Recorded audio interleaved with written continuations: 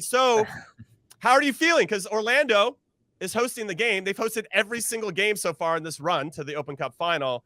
I feel like that gives them a slight advantage, even though and also I guess there's on paper, they are playing in a higher division than you. What do you say, Todd Dunivant?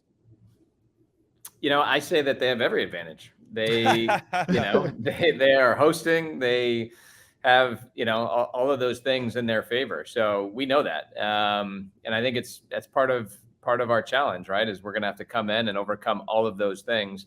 But that's what we've been doing, this entire tournament. So it's nothing new. We went down to LA and played in, hostile territory there and got the win against the Kansas City team that has won this tournament 4 times, and got out of that one. So, we aren't afraid of a challenge. I think it actually helps us. Todd, I saw that your name just says Todd D. Just the assumption that we all know, including all of our listeners, what your last name is because of the legend that you were. That was intentional. In terms of just where you're at in your season, does it feel like you're peaking at the right time? Does it feel like form-wise, or is it just regardless of form, it's a final and it shouldn't be difficult to get up for? No, form's always important. I think you guys know that. It's we're really pleased with where things are at. This tournament has lasted, it's going to be almost 6 months. That from when we started back at the beginning of April. So this has been our whole season. We've been managing the Open Cup. This will be our 7th game in the tournament. So I think this will be maybe our 32nd game of the season, and it's just the beginning of September. So I think for us, we've been playing well throughout that. We still, we just popped up into, top 4 in our conference, which is important because that means you host first round of playoffs. So big credit to Mark and the team for balancing the 2 competitions. We all know how hard that is. And kudos to the guys for being able to do both. Well, Orlando City are coming in with 4 straight wins. They are in the form of their lives. When you look at them, what kind of problems will they pose for your squad? Yeah, they are. I mean, they're the hottest team in MLS right now. 4 straight wins, comeback wins. They're coming off a big win against Red Bulls in the semifinals. So they're flying. There's no question about that. I think we've certainly kept an eye on it, and they pose a lot of problems. I think one thing we have to be ready for is, the physical stuff behind the ball. We've noticed, especially in the Open Cup, they're not afraid to push the limits. There's no VAR. There's, a little bit of a different setup, and they're going to try to push the limits behind the ball. We got to make sure we're ready for that and don't fall for any of those, antics. We got to be ready. So, Todd, there were 103 teams that started in the U.S. Open Cup this year. We're now down to 2. This would be the first major trophy for either club, and it'd be the second time a club from Florida has won the Open Cup if Orlando does it, and be the first time for you guys. I think what's really unique about this is that not only is there prize money attached, of course, and that's cool, but you get a berth to the CONCACAF Champions League, which would be a very big deal for the Sac Republic. Yeah, I mean, it's a little bit crazy, right? Like, I think it's fun. Like, I think we enjoy that part. It is the last thing we've, talked about. We don't talk about that. I think let's talk about it on the show here. It's fine. Just with us. Yeah. We know where our focus needs to be, but you're right. I mean, the winner gets that, and it's pretty well documented. So, for our guys, it's about coming into I think 25,000 fans, sold out game. We'll be sporting you'll be seeing some red around the stadium besides the purple. I think we're traveling well. We got a lot of fans that got tickets. So we will have our voices heard too, but I have a sneaky feeling that, everyone besides those 24,000 fans in the stadium outside are going to be rooting for Republic. And that's pretty cool. Yeah, it certainly seems like this is sort of the, when everybody can rally together, and it just seems like everybody is rooting for Sacramento. Todd, in terms of the club and the last time we talked and the club's grander ambitions, is there any updates or anything worth sharing on where you guys are at in your journey as a club and what maybe the next steps are?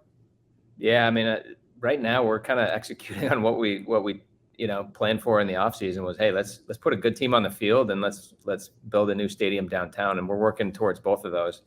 The team has been great. I think making this, the tournament itself has been, like I said, it's not just you get in hot form and you can kind of, catch fire at the right time. This has been a 6-month thing, so there's no flukes making your way through these things, and I think that's what's been great about our group is they've stood up to the challenge every single time, and then managed that with league form and all the other things that you have to do.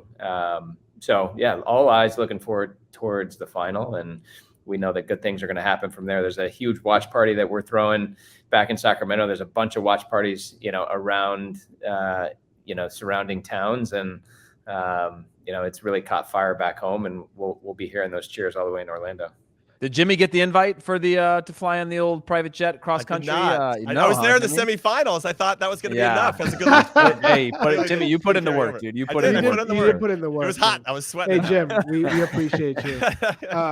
Todd, there's no denying that this would be epic if you win this. What's the first thing that you would do if you do hoist this trophy? Are you taking the whole squad to Miami or to Vegas? Like, what's the feeling? Because this is absolutely massive if you are hoisting that trophy on Wednesday night. Yeah, I think you guys know how it goes after finals. It's party time, right? But we aren't in that mode. I mean, there's no question. Like we are so far from that right now. It's not even funny. I think it's all focus. We just got back from training. Our guys have been now in the heat for a week on the East Coast. We were in Louisville this past weekend, got here Thursday, to the East Coast, got some humidity, got used to that. It's different than what we're used to. And, we're kind of prepping, and, I think it's actually been good having that extra time. We've gotten used to the time zone, all those things that are settling in, and I think it's an advantage for us. But Charlie, whatever it is, you're going to be invited. All right. Yes, let's go. Wait, what? What about you? Yeah. To be fair, Charlie never got that invite to even from lost. the club the first time around. That's so true. It was lost. To be fair, though, Charlie's got 14 houses, so it could get lost anywhere along the way. Yeah. I got one question, Todd. Yeah. With the U.S. men's national team, Greg has made it known there's only 6 players vying for that number 9 spot, and probably 4 maximum, 3 minimum who are going to be selected. Who are your 4 out of Jesus Ferreira? I love Jordy this. Going off Pickett, topic with Todd Dunivant. Haji Wright, and Brandon Vasquez. Who are your 4? Man, that is a tough question. I leave that to you guys, but Brandon Vasquez has been, you can't argue with the form that he's been in and what he's done in MLS this year. He's been a revelation, and I think, credit Pat Noonan and Albright and everybody there for, getting him to where he is. But you can't ignore guys like that, and they can, players like that make a huge difference, when they're playing well, getting real minutes and making a difference. So he's got to be in it. He's got to be in there. He's got to be in there. All right. I respect that. Now, for everybody that doesn't know, Todd has won, I don't know how many MLS Cups, 5. He won an Open Cup in 2005. He's won Western Conference Championships, Supporters Shields, all types of different stuff. Is there a final that you've ever lost, Todd Dunivant, as a player? Yeah, I think you know the answer to that. There's definitely been a final. We lost one in 2009 to Real Salt Lake. Right. Jim was the coach then. Hey, that was when Real Salt Lake made the playoffs on the last day too. I think, right. And ran all the way through. Yeah. It was one of those seasons where Salt Lake, I think we even saw them in the airport a couple months earlier in, one of the, like in Chicago or something. We were both on layovers in Chicago, and they're saying, yeah, this season's over. We have to pretty much win out.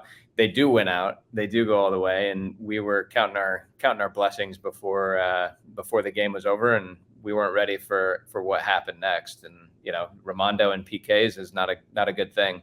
And he ultimately made the difference for them. Was that Sabarillo and Espindola? Was that RSL? Yeah. It wasn't, I don't think, I'm trying to remember. Definitely Espindola. Yeah, I think it was Sabarillo. Yeah. That was the start. And then they had those, 3, 4, 5 years of just being a really hard team to play against.